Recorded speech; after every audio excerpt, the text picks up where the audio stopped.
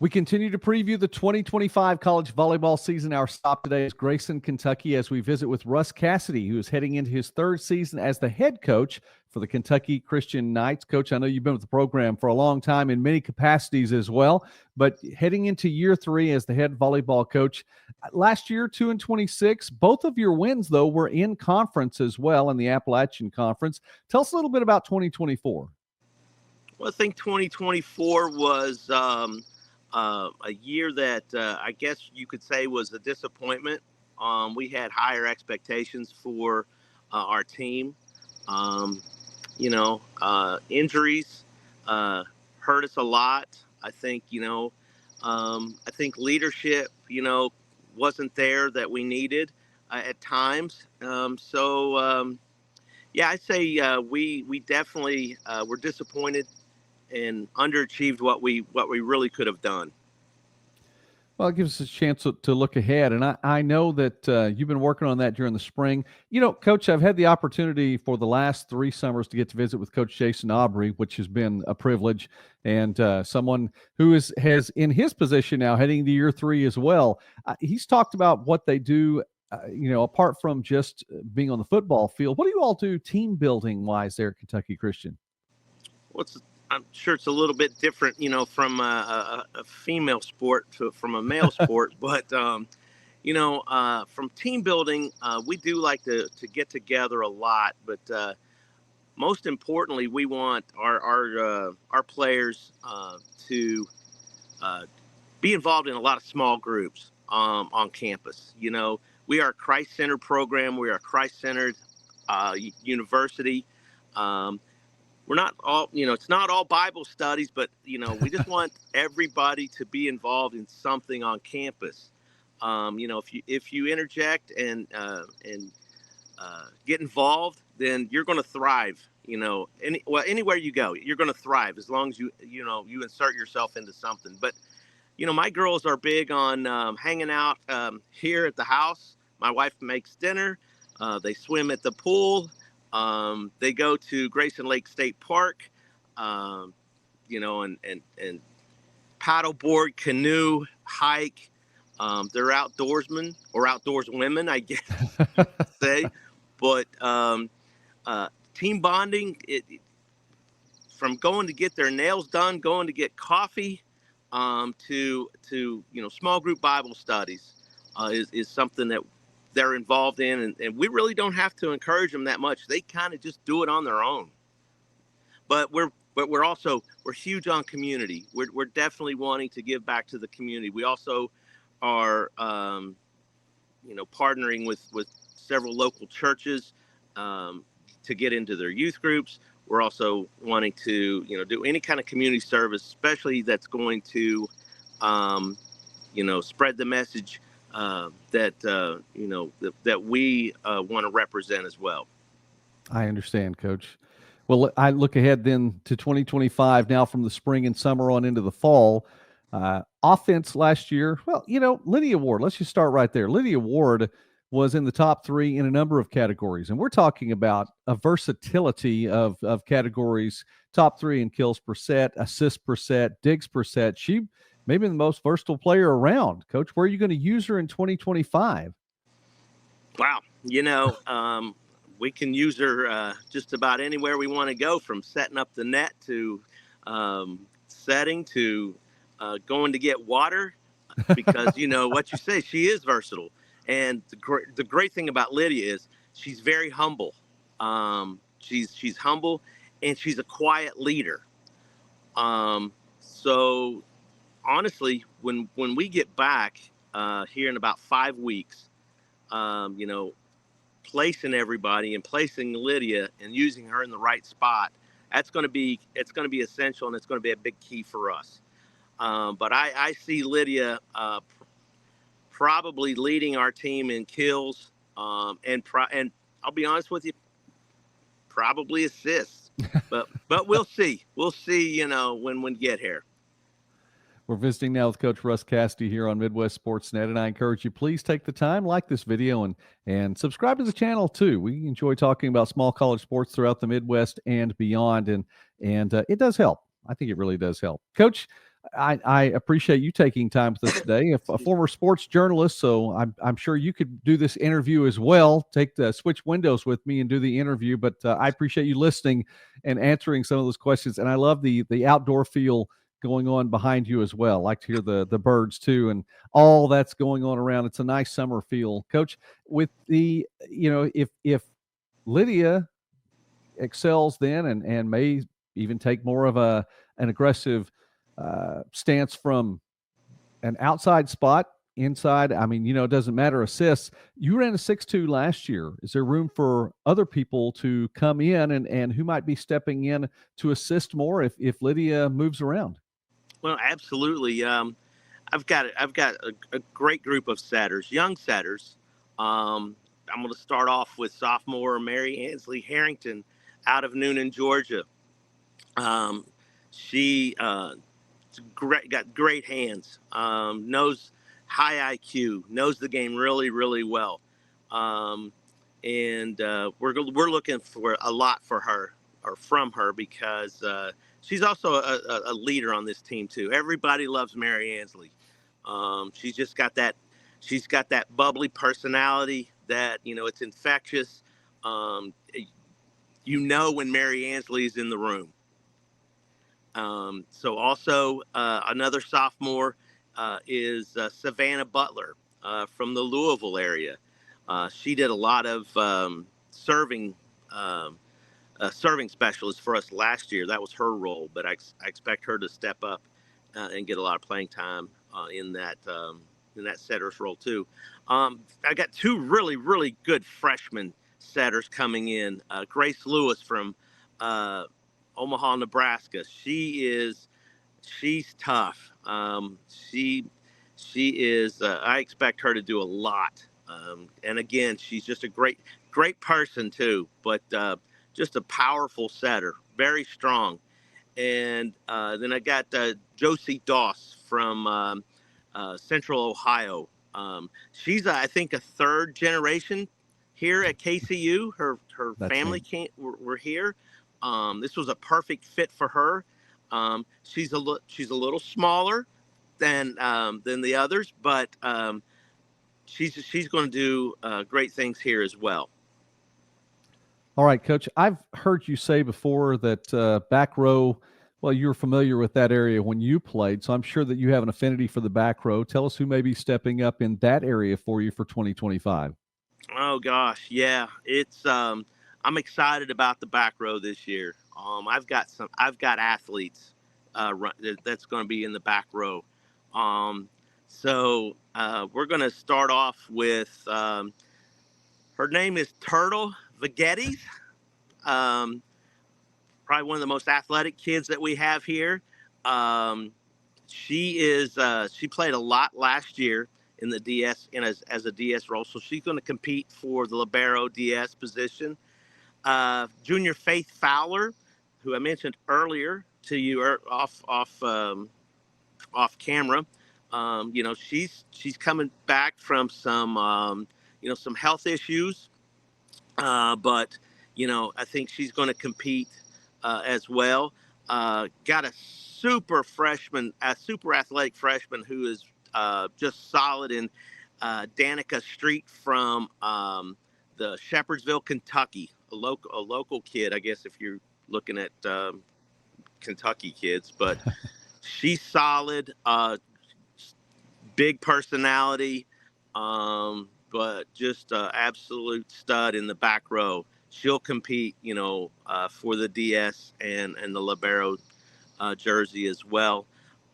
Kendall Tucker, another freshman, is going to compete as well. She's from Central Ohio. Sadie Chaffins from right here, very local, from Ashland Paul Blazer High School, 20 minutes down the road. She's just an athlete. So she'll spend some time hitting at the pins and in the back row. So we've got just a ton of options, but my goodness, the back row has never looked better. Just excited for these players to get here. That has to be very encouraging for you, Coach, and for any KCU volleyball fans too, to get to come out and I'm sure get to learn a lot of new names as well as refamiliarize themselves with some of those names as you talked about that are coming back. Coach, we are enjoying getting to know many coaches over the course of this summer, and the question that's been asked to each one of them so far has been this: what is your favorite '80s song or '80s band? '80s. Well, I guess if you're looking for true '80s, this is going to be. I don't. Can I have several? You may. Uh, REO Speedwagon.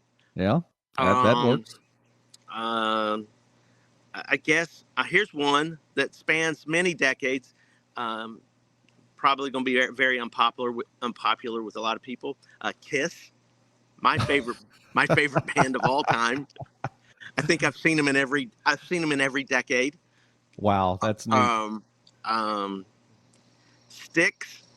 You know, I don't know. I mean, Southern Rock, Leonard Skinner, 38 Special. Good night. Sounds Charlie sounds Daniels Band. sounds like Aerosmith. I'm you've talking listened over you've you. listened to your share of '80s music, Coach. That's good. I appreciate I'm that. a, I'm a music. I'm a geek. I'm a, I'm a geek when it comes to '80s music. Well, that's all right. We Oh appreciate that gosh. here. Oh, did I say Lover Boy? I did. You did not. Lover Boy. Um, and let's not forget. Oh gosh, I think I just the Little River Band. Oh my Little River goodness. Band, yeah. Hey, let's just go off of volleyball and let's talk about '80s music. I'm pretty sure we could do a full segment, maybe video with '80s pop culture with you as well. Too, it looks like that would be the case. We'll come back and talk about it more then in another video too. We know where to leave off, but clearly you know your '80s music and all around that decade too. I appreciate that, Coach. 2025 season opener at Alice Lloyd. And then you get to go to the Emily Cooper Invitational at Rio Grande. You get to be a part of the Berea tournament, Berea D3 school, and some different levels of competition right there. And it's going to be a different conference look for you too. So tell us a little bit about 2025. Well, the conference change is going to be a challenge. You know, there's a lot of great programs in the River States. Um, you know, with IU Kokomo, Rio, IU Southeast, all of the Shawnee State, all the IU state schools. So it's going to be very competitive, definitely on top at the top of the conference. And so we're looking forward to that challenge. Um, you know, geographically, this was a great move for us. We were the most northern team in the Appalachian Athletic Conference, and we were traveling an average 5.5 hours, you know, one way to get to our an opponent. So I think from an exhaustion standpoint, we're not gonna have that this year because the travel is going to be cut, you know, way down, which is exciting for us, for me especially, because if it's a local or a short trip, I'm usually driving the bus, listening to '80s music. By the way, Of course, of course. I don't get to listen to anything I want to listen to. They're controlling all that. Um, but yeah, going to these tournaments, it's good to see the teams at the Rio tournament. It's a great event honoring uh, their coach's niece who passed away. So we always like to get involved in that. But yeah, also going to the Berea tournament is always going to playing at a D2 or a D3 level is challenging because in the NAIA, where it's the Wild West, we have unlimited substitution. So now we got to strategically try to end up in the best spot when we run out of subs, because we're going to run out of subs quickly, you know. Yeah. But they're always very accommodating to let me know, hey, you've got 2 subs left, 1 Yeah. sub left. They never let me run out, and me just looking and saying, "Oh gosh, now what?"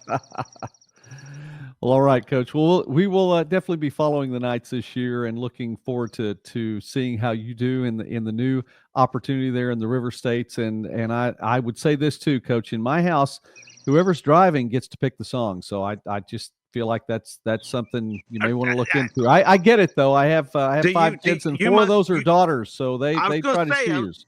do you not live with a house full? You don't live with a house full of women. I absolutely have definitely lived in a house full of Well, I women. don't know So how. Then I need to get my man card back from somebody because they run over me like tires on the asphalt. well, I But wish you well for 2025, and I'm do sure do I have time? I want to just give everybody a shout out if that's okay. it's fine, Coach. Go right ahead. I just wanted to tell you about the other kids that we've got who are outstanding. From Allie Correll, who's going to be in the middle, Elizabeth Rigsby, who's going to be, a middle right side, Amber Nelson, a nice middle, Ellie DeLauder, a nice middle that we have. Kara Pope, who's just one of the greatest, has one of the greatest souls that you ever met. But she's also scary because she forges her own knives. So you and it's probably carrying every single time. Um, I've got some kids coming off injury too. Let me say that with Reagan Howard, who's coming off an ACL tear that we had very high hopes for last year. And her goal this year, she said, was to play more than a minute. So that's all she got last year. Her first swing was an ACL tear. Wow. Yeah. Brooke Sims is another one coming off an injury that's transferred in from West Virginia Wesleyan. She's a setter. I think I failed to mention her as far as our setter. So how well she progresses is definitely going to be, how she is going to be able to contribute. But we also got Emma Prayer, who's just a solid. We've got to find a spot for Emma Prayer. Just a great person. Kind of got lost last year. We didn't know, she's good size. Are we going to hit her on the, use her on the pins? Are we going to hit her? Are we going to, play her in the back row? So we got to find a spot for her. Gosh, I know I'm leaving so many people out, and I'm like, dang, I can't. It's not for lack of trying, Coach. You're making a No. valiant effort. Well, let me tell you about the hitter. Let me tell you about the pins real quick. We talked about the DSs, but let me tell you about the young pins that we got coming in as well. Kaya Robinson, a stud. Her family, all D1 basketball players. Her sisters and brothers. Brooke Pittman, big, strong arm from Lexington, Kentucky. And Alex Rambus, who actually we got to shout out to her because she just recently got married. So her and Congratulations. her husband he's going to play baseball, and they're coming to KCU. Wow, So that's so we're cool. excited to have them. She's going to be a big contributor as well. Good night. I know I'm leaving somebody out. I wish I had a list in front of me. But You've done I love well, them. even without one. You've done fantastic. I love them all. I'm telling you what, I'm rejuvenated because this team, they like each other. I like them a whole lot. They're doing a lot of bonding and communicating. We had the commits come in and play a spring match with the returners and had a weekend here. And it was phenomenal. So the freshmen coming in, they say they beat the returners, but the scoreboard said differently. But I unfortunately I gotta give them the nod because my graduate assistant said, yeah, they forgot to put 2 points up for the freshmen, so the freshmen did come in and win that scrimmage. So that we've heard a lot about that, from them, this spring. But it's all good. It's all good. It's all good fun. They love each other. I love them. I can't wait for us to start. All right. Well, Coach, I'm so thankful that you added to that, and I'm sure that your team is thankful as well. And we'll follow the Knights this season. Look forward to getting to see you all play, and of course in a new conference setting as well. Coach Russ Cassidy here on Midwest Sportsnet. Thank you very much, sir, for taking time with us today, and success to you all this season. Thank you. Appreciate it.